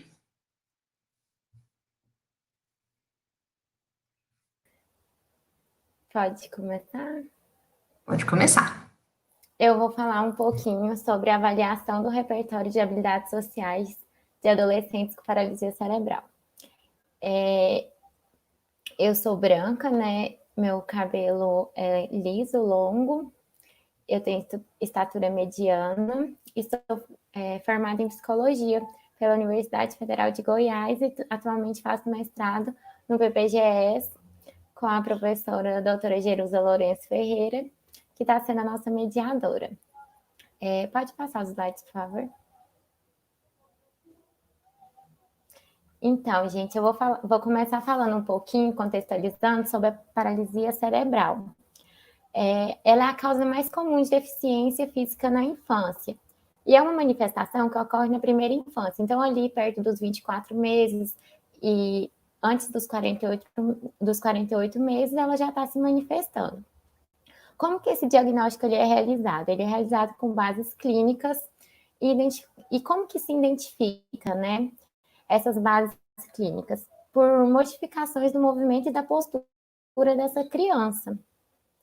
E essa doença, né, a paralisia cerebral, ela está ligada às restrições de atividades e à presença de comorbidade, geralmente de distúrbios sensoriais, perceptivos, cognitivos, de comunicação e comportamental. Além desses que eu me referi, também tem a epilepsia e problemas musculoesqueléticos secundários que podem acontecer.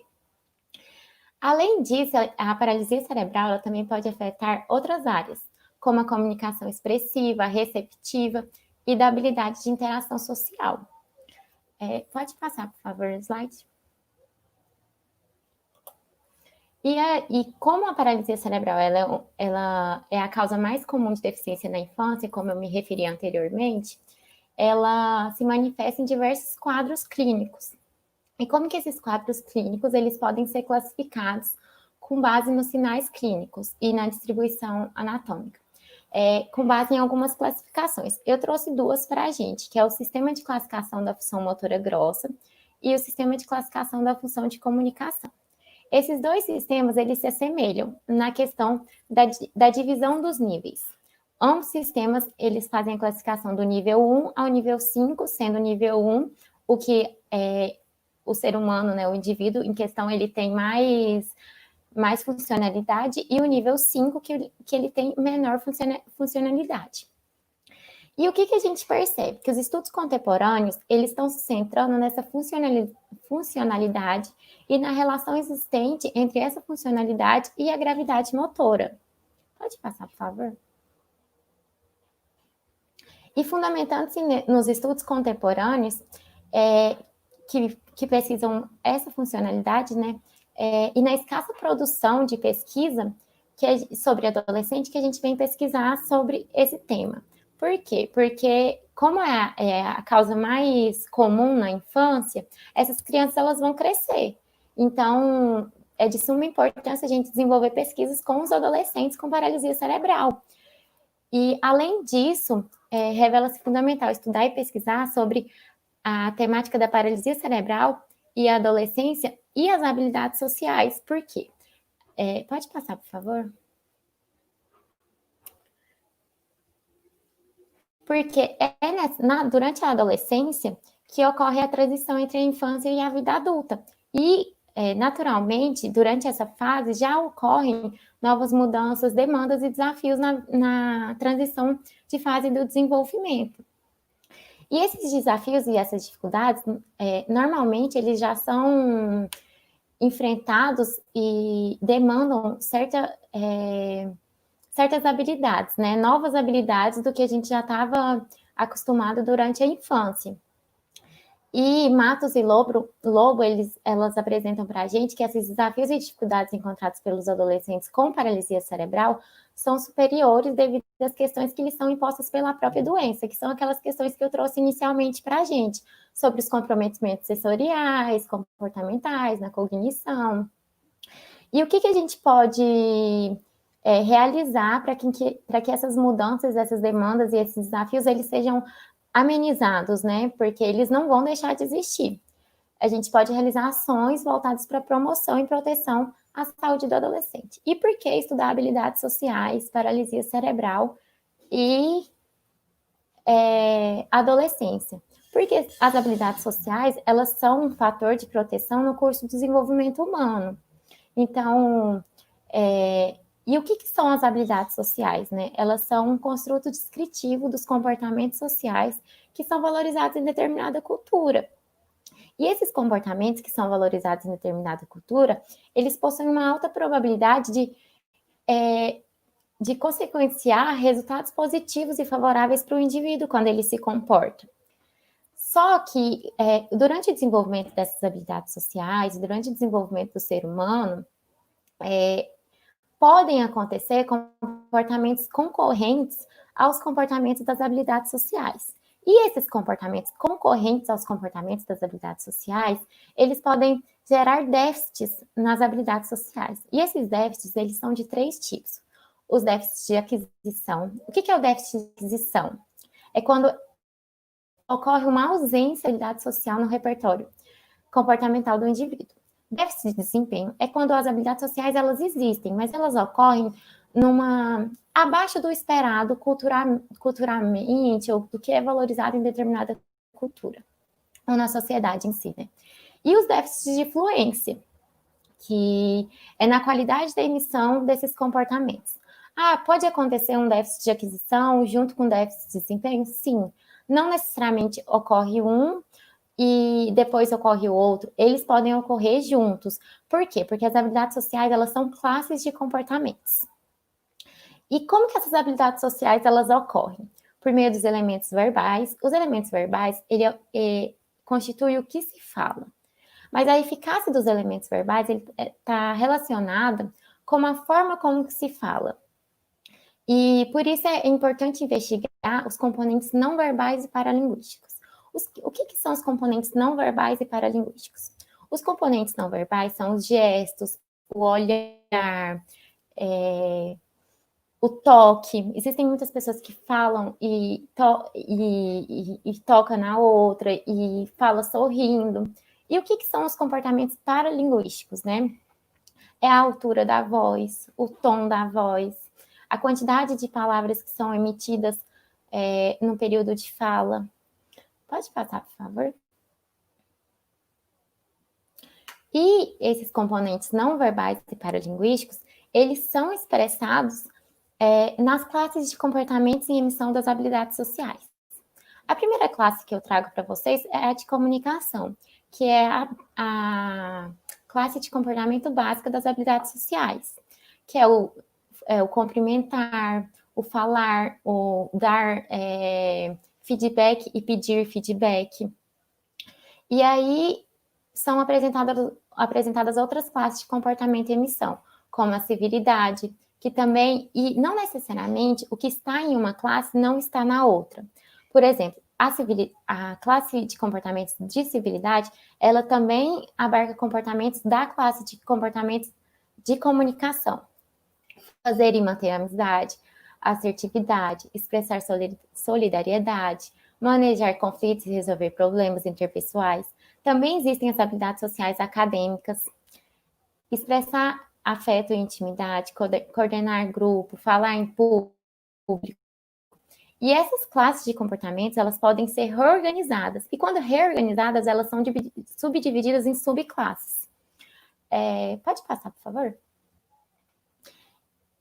E aí, quando a gente pesquisa paralisia cerebral e habilidades sociais, o que aparece para a gente? Muitas pesquisas com criança. E o que essas pesquisas demonstram? Que essas crianças, quanto menor o funcionamento motor, que é o GMFCS que eu apresentei para vocês no início, ocorre um maior desenvolvimento progressivo e impacto no desenvolvimento social. Então, quanto maior o nível no GMFCS, menor a habilidade social e vice-versa. Ou o desenvolvimento social, porque o campo teórico das habilidades sociais, ele é composto por desenvolvimento social, habilidade social e competência social. Eu trouxe só a habilidade social aqui por causa do tempo. E as restrições... as pesquisas também, eu escolhi algumas pesquisas para falar, mas existem algumas outras também. Mas, em sua maioria, o que mostra? Que as restrições nas atividades sociais influenciam negativamente no funcionamento social posterior. E uma atividade terapêutica que pode auxiliar no processo de desenvolvimento dessas habilidades sociais desde a infância é a equitação terapêutica. Por quê? Porque ela promove o desenvolvimento de habilidades sociais de comunicação, aquisições de emoções por meio da comunicação, a interação com o cavalo, o desenvolvimento de vínculos emocionais, as atividades que são realizadas em grupo. E essas atividades que desenvolvem habilidades sociais durante a equitação terapêutica, elas podem ser generalizadas para o envolvimento da criança em atividades escolares. Pode passar, por favor. No Brasil, uma pesquisa que avaliou isso sobre as habilidades sociais de estudantes com paralisia cerebral, ela avaliou de usuários que utilizam a comunicação alternativa. Só que ela é uma pesquisa que também avaliou com crianças. E então a gente consegue perceber, né, esse predomínio de pesquisas com criança. E o que essa pesquisa apontou para a gente? Que os resultados gerais, essas crianças elas apresentam desempenho melhor nas subclasses e nas classes de assertividade, autocontrole e expressividade emocional. E com desempenho parcial, evidenciou-se as subclasses básicas de comunicação, empatia, fazer amizades sociais e acadêmicas. E as subclasses com déficits significativos foram a civilidade e solução de problemas. Ou seja, essa pesquisa demonstrou para a gente que não existe um déficit de aquisição, mas déficit de desempenho e de fluência, e a importância da promoção dessas habilidades sociais e da formação de educadores e orientação familiar. Portanto, pode passar, por favor? Qual que é o objetivo da pesquisa atual, né? Descrever e categorizar o repertório de habilidades sociais de adolescentes com paralisia cerebral, tanto dos adolescentes oralizados quanto dos adolescentes não oralizados. E também, pegando como base essa última pesquisa que eu apresentei para vocês, categorizar as principais habilidades sociais pertinentes para essa fase do desenvolvimento, porque como a gente viu no início, é uma fase que demanda muito, que existe muita complexidade, que os desafios são grandes, né? E como foi apresentado, os desafios e as demandas que a população com paralisia cerebral enfrenta é maior. E para isso, eu vou utilizar alguns instrumentos. Quais são esses instrumentos? Um formulário de identificação dos participantes que foi formulado pela pesquisadora, né, responsável pela pesquisa, o sistema de classificação da função motora grossa e o sistema de função de classificação de comunicação, que foram os dois que eu apresentei para vocês. Por quê? Porque essa funcionalidade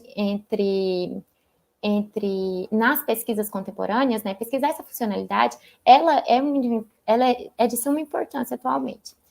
E os instrumentos de avaliação? A gente vai utilizar o critério de classificação econômica do Brasil, o inventário de habilidades sociais para adolescente, aí esse inventário ele será utilizado com os adolescentes oralizados, e o inventário de habilidades sociais para alunos sem fala articulada, que será utilizado com os adolescentes não oralizados. E além disso, a gente vai utilizar o inventário de avaliação pediátrica de incapacidade, testagem computadorizada adaptativa, que é o PEDCAT. E esses instrumentos, eles dão alguns resultados para a gente. Pode passar, por favor? E o que a gente vai fazer com esses resultados? Possíveis cruzamentos para as análises. Porque a gente quer pesquisar se existe diferença significativa entre os adolescentes e entre as habilidades sociais desses adolescentes que são oralizados e dos que não são oralizados. Então, quais são os possíveis cruzamentos para análise?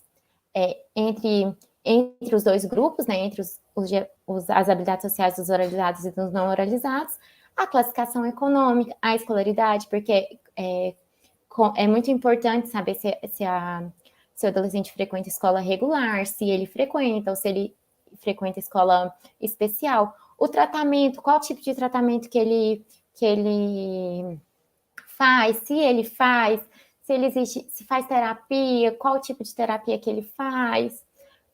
Porque essas terapias, elas podem ajudar na generalização desses comportamentos, dessas classes de habilidades sociais no repertório desses adolescentes, né? E cruzar também com os resultados do GMFCS, do CFCS, para ver se na população adolescente que está sendo pesquisada, a gente consegue perceber essa diferença, né, entre o nível do GMFCS e o nível das habilidades sociais, da interação social, e com os dados do PEDCAT. E aí eu trouxe algumas referências para vocês, e é isso. Muito obrigada.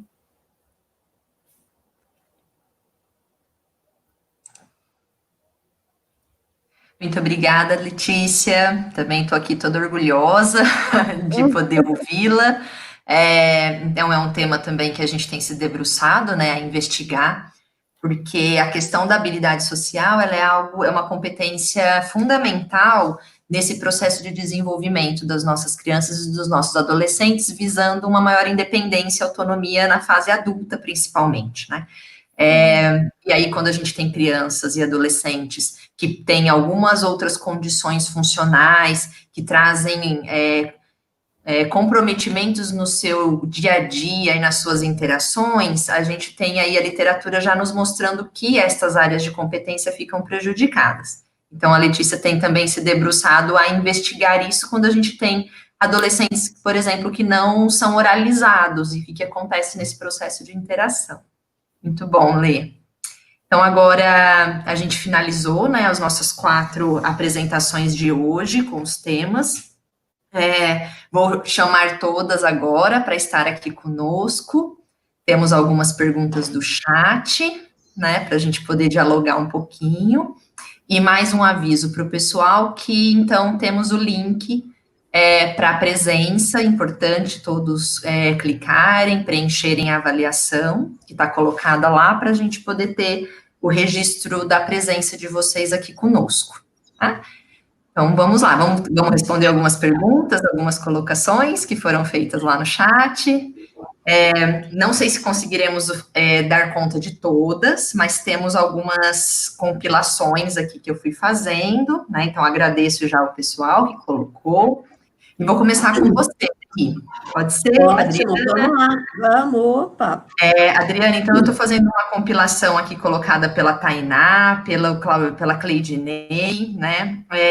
Que elas vão dizer um pouquinho, pedindo para você falar um pouco mais sobre comunicação alternativa, um pouco sobre o impacto do uso da tecnologia assistiva na participação desses alunos, e se você acha que o professor conhecer ou não essas ferramentas traz impacto aí no processo de escolarização dessas crianças, mesmo o professor de sala comum, né? Porque às vezes o aluno frequenta o AE, mas o professor de sala comum não conhece essas ferramentas, e se isso não reforçaria uma barreira. Sim, vamos lá. Isso. A questão da comunicação alternativa, né, aumentativa alternativa, é porque a criança que não é oralizada, então, ela precisa de uma comunicação para poder, né, se manifestar, se comunicar. Então, essa comunicação aumentativa, alternativa, ela compreende alguns recursos para que essa criança possa se comunicar. Então, pode ser gestos, pode ser gravuras, desenho, né, que vai ajudar essa criança a se comunicar, né. Eu não sei se eu consegui colocar, Jerusa, assim, a questão da comunicação alternativa bem, né, e compreende esses recursos que vão ajudar a comunicação dessas crianças. A outra pergunta é a questão dos recursos poderem contribuir, né, na alfabetização, na escolarização dessas crianças. Como essas crianças têm a dificuldade na comunicação, e a gente vê que a comunicação é tudo, né, para a gente se colocar, para a gente se posicionar, o que a gente sabe, o que a gente não sabe. Então, essa comunicação tem que ser facilitada para essas crianças, porque como que as professoras, como que os pais, por exemplo, também em casa, né, a criança não é oralizada, ela tem dificuldade motora, como que a gente vai saber se ela está sabendo alguma coisa, se ela tem um conhecimento de alguma coisa, né? Então, esses recursos de tecnologia assistiva são muito importantes para essas crianças, né? Através desses recursos, as crianças vão poder se comunicar melhor, ou através da comunicação alternativa, né, que a gente estava falando, que são gravuras, figuras, gestos, expressões, ou através da escrita alternativa, né, que é possibilitar essa criança do acesso ao computador, né, através da escrita alternativa. Então, é de suma importância que a gente possa oferecer essa comunicação alternativa para a criança, né, para que ela possa realmente se manifestar. A questão dos professores, né, da sala comum, que eles não têm esse conhecimento do professor do AEE, a gente vê, assim, a importância de ter uma comunicação entre os professores do AEE e o professor da sala comum. Muitas vezes essa comunicação a gente sabe que não existe. Por exemplo, né, as crianças estão na instituição no AEE, que é o caso, por exemplo, da PAI, não um exemplo. E na sala comum elas estão em outra escola, né, ou mesmo quando é em outra escola também, né, como que a gente faz essa comunicação entre o professor da sala comum e o professor da AEE? Realmente, tem essa necessidade de ter essa comunicação, Porque o professor do AE é aquele professor especialista, que ele sabe como realmente dar os recursos para esses alunos. E o professor da sala comum teria que estar fazendo cursos, mas a gente sabe que não é sempre que ele vai ter esse conhecimento. Então, realmente, quando não tem esse conhecimento, a gente vê que realmente reforça mesmo essa diferença, né? Então, o que acontece? O aluno fica quietinho num canto, muitas vezes os professores, por falta mesmo de conhecimento, não é por falta de vontade, porque a gente sabe que o professor se desdobra para fazer as coisas para os alunos e para conseguir um resultado, né? A gente sabe disso, a gente é professor e a gente sabe da nossa angústia quando a gente não consegue desenvolver a potencialidade do aluno, né? Mas, às vezes, por falta de conhecimento, a gente acaba indo para um viés que não está contribuindo para desenvolver a potencialidade do aluno. Então, às vezes, a gente dá um desenho, por exemplo, imagine dar um desenho para um aluno, uma folha com desenho para o aluno pintar, que tem paralisia cerebral, que tem essa dificuldade motora, por exemplo, né? Realmente a gente não vai estar contribuindo em nada para o desenvolvimento da potencialidade desse aluno. Então, assim, a gente precisa buscar, né, conhecer o que a gente pode fazer para esse público-alvo, né, da educação especial. Se a gente não é professor do AE, a gente é professor da sala comum, e não tem a ajuda desse professor do AE naquela escola, né, a gente precisa realmente ou fazer, né, possibilitar essa comunicação, ou a gente tem que se formar, né, porque a gente precisa atender a todos, né, nós não podemos deixar nenhum aluno à margem do caminho, né, a inclusão é isso, a gente possibilitar a todos os alunos, né, a mesma, tanto ponto de partida, como principalmente ponto de chegada. Então, a gente precisa se esforçar para ter esse conhecimento. Eu não sei se eu consegui responder todas as questões. Acho que sim, contemplou. Eu acho que especificamente sobre comunicação alternativa, tecnologia assistiva, a gente tem outros canais, inclusive, sobre esses conceitos. Então, também acho que contemplou aqui, e também quem tiver mais alguma dúvida pode entrar em contato conosco lá no PPGS, que a gente também encaminha aí para outras fontes de informação, né? E aí, uma coisa bem interessante também que eu queria só falar é a questão da formação dos professores, que fica passando na tangência, né, conosco. Também teve uma pergunta no chat, como a gente pode avaliar um aluno, então, que não é oralizado, como é que a gente sabe em que nível de aprendizado ele está, de acesso ao currículo. Então, tem muitos desafios, mas algumas ferramentas têm sido pensadas, assim, nessa direção. E a gente aí entra em contato conosco, né, as pessoas que estão no chat, que a gente também pode colaborar com essa busca, tá? Então, agora eu vou fazer uma pergunta, vou colocar uma pergunta que foi feita para a Bia, para a Beatriz. Então, a Luísa, ela queria ouvir um pouquinho mais, Bia, sobre qual é a sua percepção sobre esses dificultadores da inclusão da criança em momentos de lazer na escola, né? Assim, o que você acha, então, que poderia funcionar como os dificultadores ou os facilitadores dessa participação no contexto da escola para as atividades de lazer? Bom, eu acredito que os dificultadores na escola são os mesmos que a criança teria na comunidade, né? A acessibilidade aos locais de pátio, de quadra, a aceitação das outras crianças. Todos esses são fatores também que podem influenciar na participação da criança na escola. Eu li um relato, né, em um artigo, em um estudo, que falava que as crianças que tinham que eram mais tímidas ou tinham mais dificuldades motoras, elas preferiam fazer atividades mais isoladas no recreio do que as atividades físicas que as crianças faziam. Então, brincar, correr, pega-pega e tudo mais. Eu acho que isso vai muito também da inclusão da criança no geral, né? Então, se a criança tem um bom relacionamento com as outras crianças, uma boa participação nas outras atividades, né, um bom relacionamento dentro da escola, com o cuidador, com o professor, com todo mundo, eu acho que fica mais fácil também dela participar das atividades no recreio.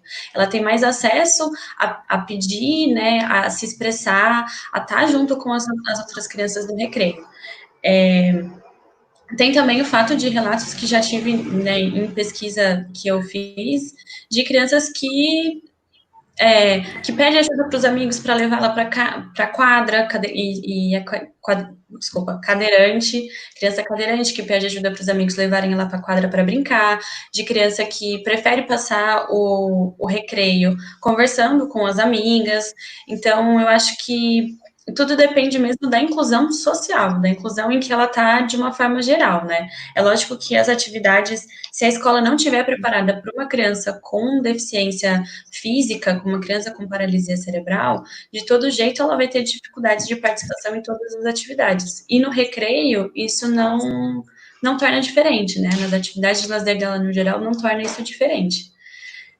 Então, eu acho que é mais nesse sentido mesmo. Eu não sei se respondeu a pergunta, se era isso mesmo que a Luísa queria saber, mas eu acho que perpassa um pouco isso. Eu acho que contempla sim, Bia, e a questão dessa participação. Quando a gente tem uma criança, um aluno que tem uma condição motora diferenciada, estão colocadas também as questões de acesso físico, realmente, né? Do que significa acessar pátio, o que significa acessar banco de areia na educação infantil, os playgrounds. Então, muitas vezes essas crianças acabam sendo conduzidas até alguns espaços e não têm essa liberdade. Então, é uma dificultadora de interação, sim, né? Não tem-se aquele fluxo das crianças correndo o tempo todo no recreio, de poder decidir muitas vezes para onde ir, aonde quero sentar. Então, tem muitas coisas aí que acabam se colocando como barreiras na interação e nos momentos de lazer da criança ali naquele contexto. Isso sem falar nas atividades que são mais direcionadas e tudo mais, né? Que tem talvez um pouco mais de estrutura, de momentos e lugares ali dentro. Mas eu acho que é um pouco esse lugar mesmo, Bia. Muito bom. Temos agora uma pergunta para a Isabela. Pode ser, Isabela? Claro. O Gabriel colocou lá no chat. Então, como separar o interesse da criança em relatar né, o que está sendo solicitado a ela, e as questões, por exemplo, com relação à timidez, né, nesse processo de avaliação da memória. Então, ele fala, né, por exemplo, ela não relatar algo, muitas vezes sob condição da timidez, significa necessariamente não ter memorizado? Né? Quer comentar um pouquinho? Sim. Boa pergunta. Não, já respondendo a pergunta dele, se ela não relatou, quer dizer que ela não memorizou? Não. Até mesmo porque esse comportamento, né, esse comportamento de estratégia que foi perguntado para eles relatarem posteriormente, né, depois que já tinha finalizado, é um comportamento que eu não tenho acesso, que a gente não tem acesso, né, que a gente chama de comportamento encoberto. Então, por exemplo, uma das participantes com deficiência intelectual teve um bom desempenho e foi uma das que não respondeu a pergunta, né? Não soube relatar o que ela fazia. Então, tem duas possibilidades. Pode ser a timidez, como ele está falando, né? Ou pode ser uma dificuldade de compreender mesmo o que eu realmente estava solicitando, que eu queria que ela me verbalizasse, né? Mas não quer dizer que ela não estava se engajando naquele tipo de comportamento, de estratégia, que ela não estava memorizando, porque o desempenho dela foi muito bom. Então, já adiantando, né, respondendo que ele falou não, e para a gente ter acesso a isso, teria que fazer um outro estudo, né, especificamente para isso, e não é tão simples assim fazer, porque, como eu disse, é um comportamento encoberto, então, que a gente chama de pensamento, então é mais difícil o acesso, no entanto, há possibilidades. Porém, a gente tem que programar uma pesquisa, um procedimento que a gente consiga ter um acesso mais específico a isso, para a gente poder conseguir responder essa pergunta aí como ele está, né, como ele fez. Muito bem. Eu acho que isso também são os desafios que as pesquisas nos colocam, não é? Sim. Exatamente, porque a gente constrói um corpo de conhecimentos num delineamento possível ali, mas já indicando, inclusive, que existem algumas variáveis ou algumas questões que a gente não consegue responder, e o que suscita novos desenhos e novas pesquisas nesses degraus do conhecimento. Sim. Né? Então, é um pouco esse caminho mesmo. Sim. E assim, tem algumas pesquisas já nesse sentido, né, que elas querem mensurar um pouco mais desse comportamento que é encoberto, que a gente não tem acesso. Tem algumas pesquisas, assim, a maioria é internacional, mas realmente não é tão simples, e são poucas. Existem, mas são poucas pesquisas que fazem isso. E, inclusive, a maioria das pesquisas com memória, elas sugerem como estudos futuros estudar especificamente esse comportamento, né, de como que ele acontece e como ter acesso. Ah, muito bom. Ótima contribuição, Isabela. Muito bem. Obrigada. Letícia, você agora, podemos fazer uma pergunta para você? Na verdade, a pergunta que eu que gostaria de colocar agora, na verdade, eu queria que você contasse um pouquinho as diferenças que você já tem notado e já tem identificado com relação a esses adolescentes que tiveram acesso ou que têm ainda acesso à escola regular, dos adolescentes com paralisia cerebral que estão dentro da escola comum, escola especial apenas, né? Se você já está identificando algumas diferenças no desenvolvimento das habilidades sociais desses dois grupos, se a escola tem um espaço de desenvolvimento para isso. Então, assim, o que eu pude perceber até agora, olhando para esses resultados e para o contato que eu tive com esses adolescentes, é que na escola regular, eles têm contato com várias outras pessoas, né? Então, eles estão interagindo o tempo todo, e eles estão interagindo com coordenadores, com os professores, e essa interação com os coordenadores, ela ocorre, né, na escola regular. Na escola especial em que eu fui, essa relação não acontecia tanto. Então, nas habilidades sociais acadêmicas, nas habilidades sociais de comunicação e nas habilidades sociais que requer mais autonomia, como autocontrole e assertividade, eu pude perceber que os adolescentes que estão nas escolas regulares, eles apresentam baixa dificuldade de emissão nessas habilidades sociais, quando comparados aos adolescentes que estão em escola regular. Acho que é isso. Muito bom. Na verdade, eu te provoquei com essa pergunta para a gente realmente começar a pensar que a gente está investigando, né? Você trouxe isso, quanto que também os comprometimentos funcionais que esse adolescente apresenta vão ter um impacto direto nessas emissões das habilidades, mas que também a gente tem a gente está começando a ver possíveis relações entre os próprios contextos de escolarização e as oportunidades que esses contextos dão para que esses adolescentes possam interagir com seus pares, com diversos professores, numa outra dinâmica educacional. Então, era um pouco nesse bojo mesmo que eu queria que a gente comentasse um pouco do seu estudo, né? Acho que é isso. Tem uma pergunta lá no chat perguntando quanto que vocês são experientes nestas áreas, né? Então, temos o público querendo saber se vocês são teóricas, né?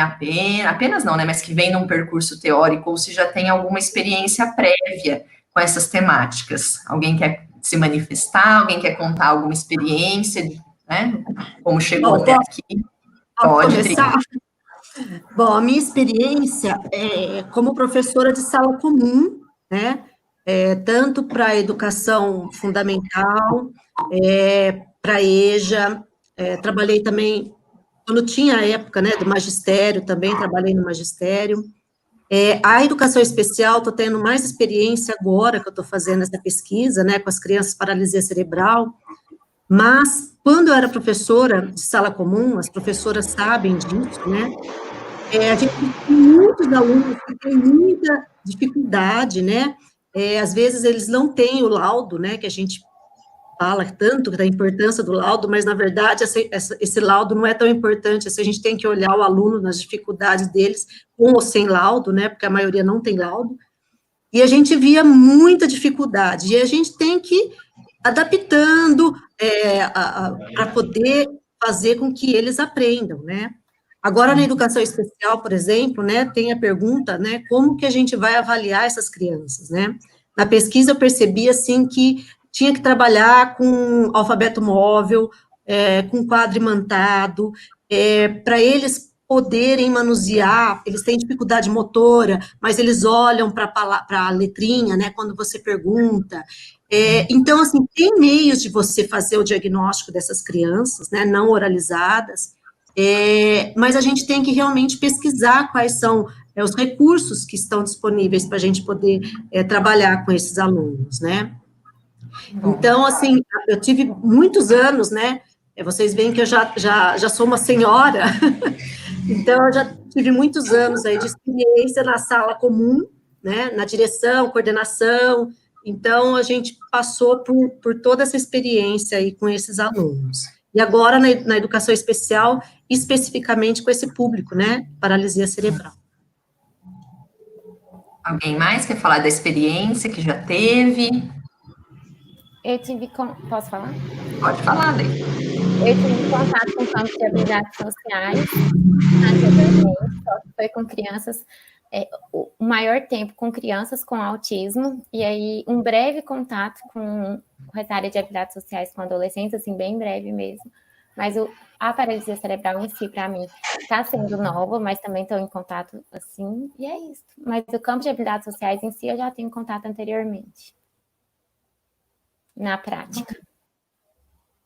Bia e Isabela, querem colocar alguma coisa com relação à experiência? Se vieram direto para pós-graduação, se a experiência está sendo aqui, como é que é? Não, posso falar, então? Pode, Isa, pode sim. Eu trabalhei 10 anos com educação especial, então eu trabalhava na APAE da minha cidade, porque eu sou da região do sul de Minas, e eu comecei trabalhando na APAE, e depois eu fui trabalhar no AEE na escola regular. Então, desses 10 anos de experiência, né, foram 10 anos com educação especial, 10 anos na APAE, e desses 10, 6 também no AEE na escola comum. E aí eu fui para o mestrado, justamente porque tinha várias incógnitas, várias perguntas, e o interesse em relação ao que eu pesquiso, né, memória, aprendizagem, é como melhorar o repertório, né, das pessoas com deficiência intelectual de forma geral. Então, entender esses processos e como melhorar esse comportamento, principalmente em relação à memória, né, que é uma característica que comumente a gente vê em estudos falando que é uma dificuldade, que a pessoa pode apresentar dificuldade. Então, se ela apresenta dificuldade, eu posso programar situações de ensino onde ela vai melhorar esse repertório dela.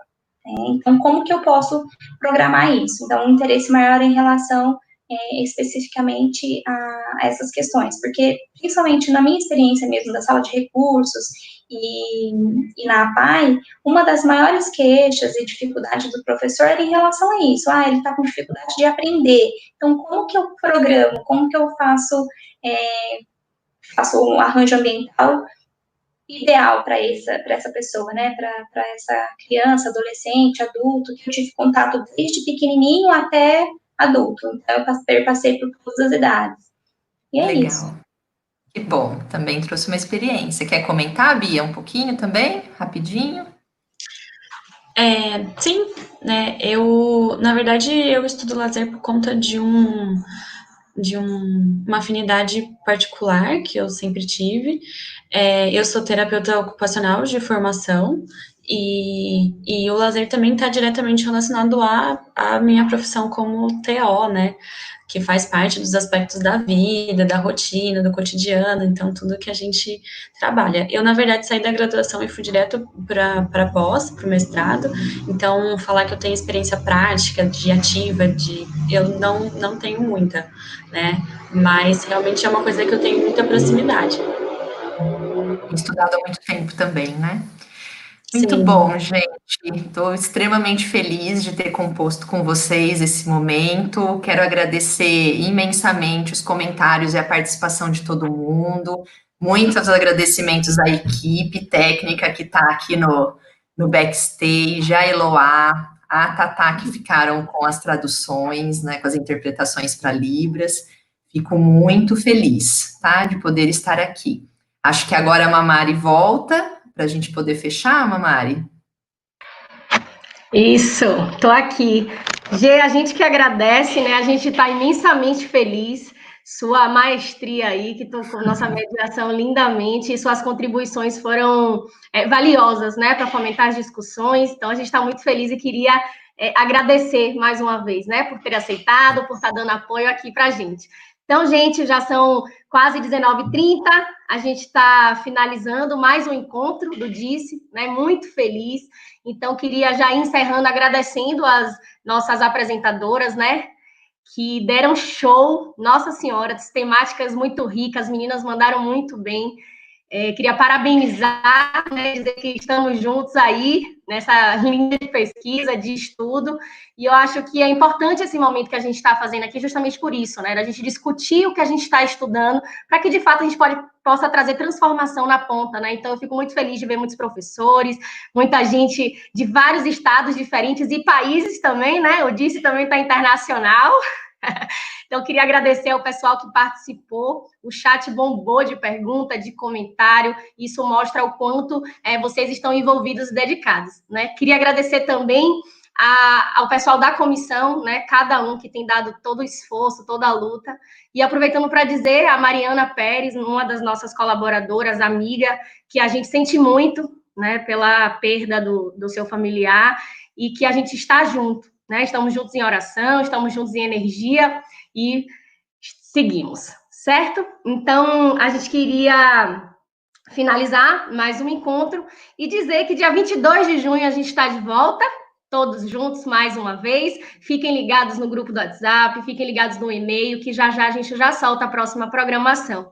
Certo? É sempre muito bom estar com vocês. Queria agradecer também a presença dos professores do PPGS aí, professora Carla Vilaronga, professora Eniceia Mendes, super ativas aí nos comentários. A gente fica muito feliz, né, de estar junto com os professores realizando um sonho que a gente realmente tinha e aqui está se concretizando. Então, queria agradecer a nossas intérpretes maravilhosas, Eloá, Deluca, Tainá Carvalho, do TIUSP, da UFSCar também, né, parceiras que estão aqui em exercício com a gente o tempo inteiro e faz parte da nossa equipe. Então, é assim que a gente encerra, né, com muita felicidade, agradecendo, e dia 22 de junho, pré-São João, inclusive, estaremos aqui firmes e fortes, viu? Um beijo para todo mundo. Tchau, tchau e até a próxima.